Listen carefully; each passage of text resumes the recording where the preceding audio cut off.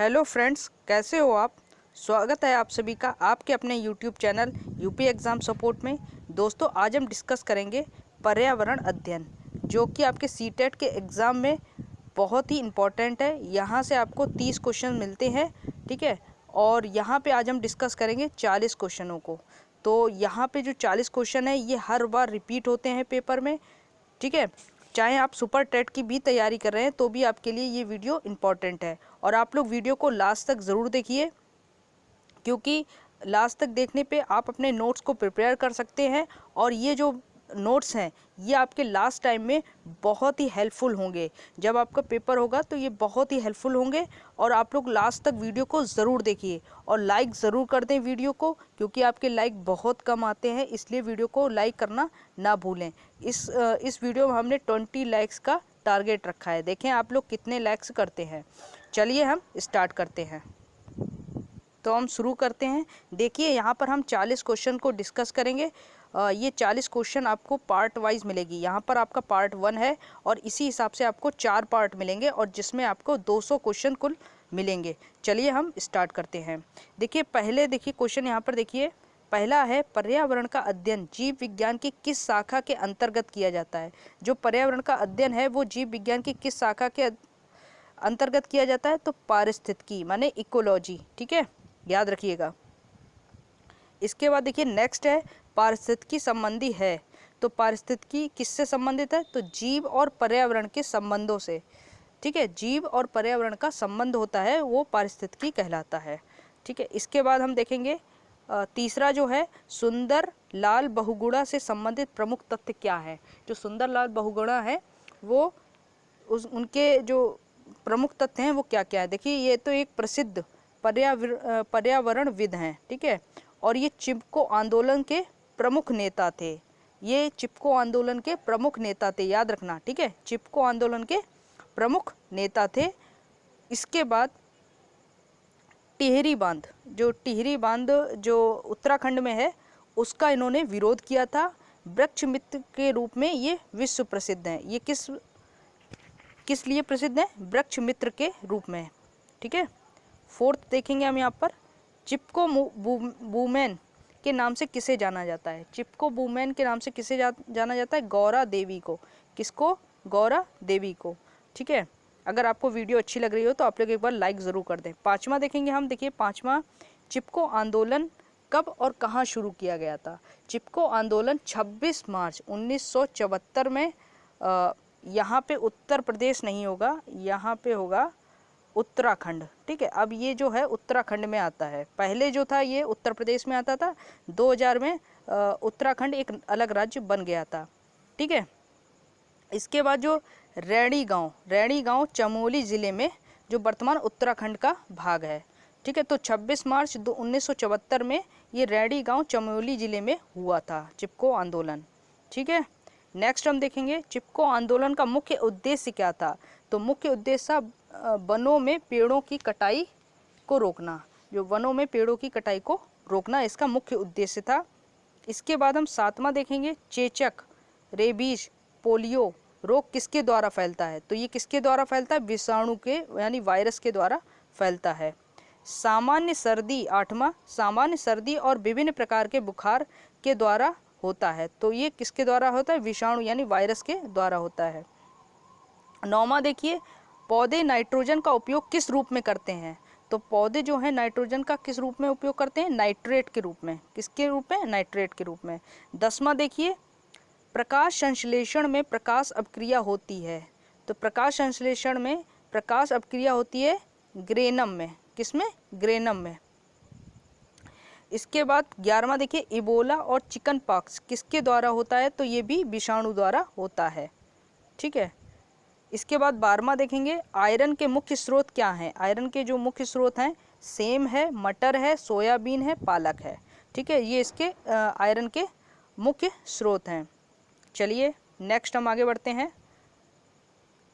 13वां देखेंगे हम, मानव शरीर में आयरन सहायक होता है। तो मानव शरीर में आयरन जो होता है सहायक होता है किसके लिए, हीमोग्लोबिन के निर्माण में, मांसपेशियों में ऑक्सीजन इकट्ठा करने में, ठीक है। तो मानव शरीर में जो आयरन होता है वो किस लिए सहायक होता है? हीमोग्लोबिन के निर्माण में, मांसपेशियों में ऑक्सीजन को इकट्ठा करने के लिए। इसके बाद हम 14वां देखेंगे, रेडियोधर्मी प्रदूषण को किस और नाम से जाना जाता है? तो ये किस और नाम से जाना जाता है? नाभिकीय प्रदूषण के नाम से इसे जानते हैं हम। इसके बाद 15वां देखेंगे, बालक की शिक्षा की प्रथम पाठशाला है। तो बालक की शिक्षा की प्रथम जो पाठशाला वो क्या है? परिवार। ठीक है, इसमें बाल विकास के भी कुछ क्वेश्चंस हैं। ठीक है, इसके बाद 16वां देखेंगे, रेडियोधर्मी पदार्थ से कौन सी विकिरण उत्सर्जित नहीं होती? तो रेडियोधर्मी पदार्थ से कौन सी विकिरण उत्सर्जित नहीं होती? तो एक्स किरणें और रेडियो किरणें। तो एक्स किरणें और रेडियो तरंगें जो होती हैं वो रेडियोधर्मी पदार्थ से विकिरित यानी उत्सर्जित नहीं होती हैं। ठीक है, याद रखिए आप इनको।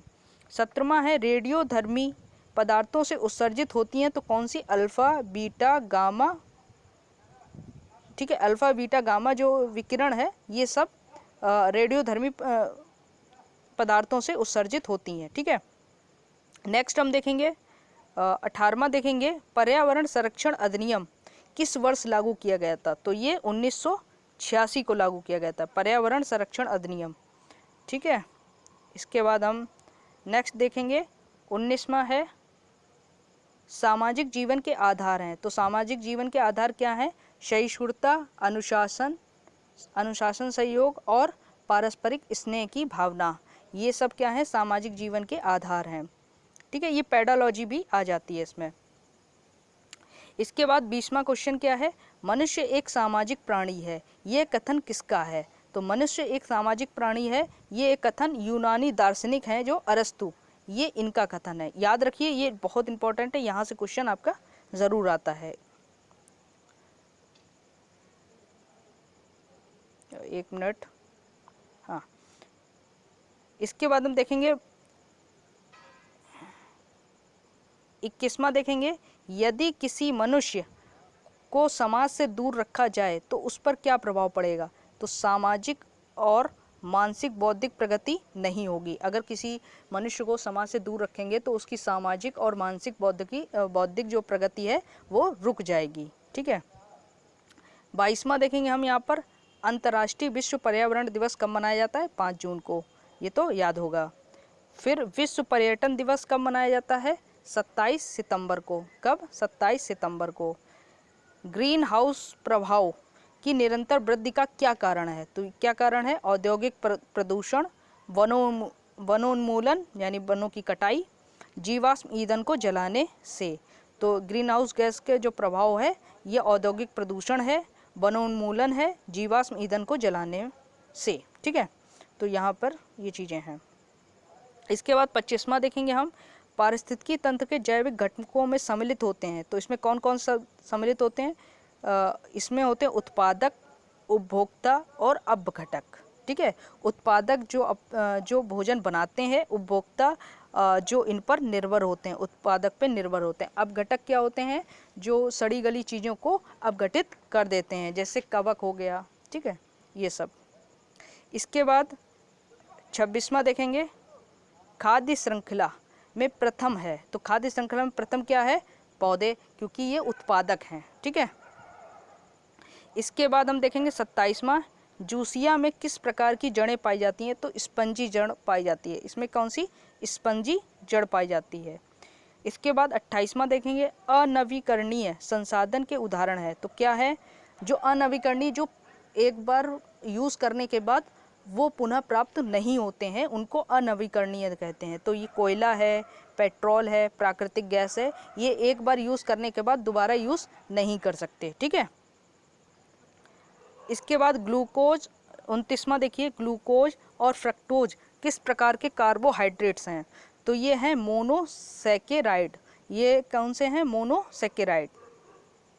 इसके बाद 30वां देखेंगे, सेल्यूलोज, स्टार्च, ग्लाइकोजन, काइटिन उदाहरण है किसके? तो पॉलीसैकेराइड्स के। किसके हैं उदाहरण? पॉलीसैकेराइड के। इसके बाद 31वां हम देखेंगे यहाँ पे, हाँ। इसके बाद 31वां देखेंगे, सुक्रोज, माल्टोज, लैक्टोज किस प्रकार के कार्बोहाइड्रेट के उदाहरण हैं? तो ओलिगोसैकेराइड्स के। ठीक है, ओलिगोसैकेराइड्स वो सैकेराइड्स के, ठीक है। इसके बाद नेक्स्ट हम देखेंगे 32वां, वसा का जल अपघटन किस एंजाइम के द्वारा छोटी आंत में होता है। तो किस एंजाइम के द्वारा होता है, तो लाइपेज एंजाइम के द्वारा। किसके द्वारा, लाइपेज एंजाइम के द्वारा। इसके बाद 33 हाँ, इसके बाद 33 देखेंगे, मादा क्यूलेक्स के द्वारा कौन सा रोग संचालित होता है। तो ये फाइलेरिया होता है, ठीक है। फाइलेरिया जो रोग होता है वो मादा क्यूलेक्स के द्वारा होता है, ठीक है। इसके बाद 34वां देखेंगे, वायु द्वारा फैलने वाले संक्रामक रोग कौन से हैं। तो ये है तपेदिक, खसरा, काली खांसी, चेचक, डिप्थीरिया, ठीक है। तो याद कर लीजिए इनको भी, वायु द्वारा फैलते हैं ये, तपेदिक, खसरा, काली खांसी, चेचक, डिप्थीरिया। इसके बाद 35वां देखिए, भूमंडलीय ऊष्मीकरण ग्लोबल वार्मिंग का प्रभाव किस किस पर होगा। तो जलवायु पर होगा, ठीक है, तापमान की वृद्धि पर होगा और ध्रुवीय बर्फ पर होगा, ठीक है। भूमंडल जो ग्लोबल वार्मिंग का प्रभाव किस पर होगा, जलवायु पर भी होगा, तापमान की वृद्धि होगी और ध्रुवीय बर्फ पर भी होगा, ठीक है। इसके बाद नेक्स्ट हम देखेंगे, हाँ, इसके बाद नेक्स्ट देखेंगे 36 देखेंगे, ओजोन परत सुरक्षा करती है। तो किससे सुरक्षा करती है, पराबैंगनी किरणों से हमारी सुरक्षा करती है, त्वचा को पराबैंगनी किरणों से बचाने में ओजोन परत का, ठीक है। इसके बाद 37 देखेंगे, 37वां है, ओजोन परत में छिद्र के लिए उत्तरदायी है। तो कौन सी है, क्लोरोफ्लोरोकार्बन यानी CFC। कौन सी है, क्लोरोफ्लोरोकार्बन, ठीक है। तो इम्पॉर्टेंट है ये। इसके बाद 38वां देखेंगे हम, भूमंडलीय ताप वृद्धि को क्या कहा जाता है। तो भूमंडलीय ताप वृद्धि अभी आपने पढ़ा, ग्लोबल वार्मिंग, ठीक है। इसको बार बार लिखने की ज़रूरत नहीं, एक बार लिख लो बस, इसमें आपका कंप्लीट हो जाएगा। ग्रीन हाउस प्रभाव संबंधित है तापीय प्रदूषण से, ठीक है, किससे, तापीय प्रदूषण से। 39वां हो चुका है। इसके बाद 40वां देखिए क्या है, ग्रीन हाउस गैस कौन कौन सी होती हैं। तो कार्बन डाइऑक्साइड होती है, ठीक है, CO2 जिसको बोलते हैं, मीथेन होती है यानी CH4 होती है, क्लोरोफ्लोरोकार्बन होती है, नाइट्रस ऑक्साइड होती है। नाइट्रस ऑक्साइड क्या होती है, N2O, ठीक है। तो ये जो गैसें होती हैं ये ग्रीन हाउस गैसें हैं। तो अगर आपको ये वीडियो अच्छी लगी हो तो एक बार वीडियो को लाइक ज़रूर कर दें और हमारे चैनल को सब्सक्राइब ज़रूर कर लें, क्योंकि यहाँ पर हम जो इन्वायरमेंटल स्टडीज़ की जो सीरीज़ है वो हमने यहाँ पे स्टार्ट कर दी है। अब आपको और भी यहाँ पे पार्ट्स मिल जाएंगे। धन्यवाद, जय हिंद, जय भारत।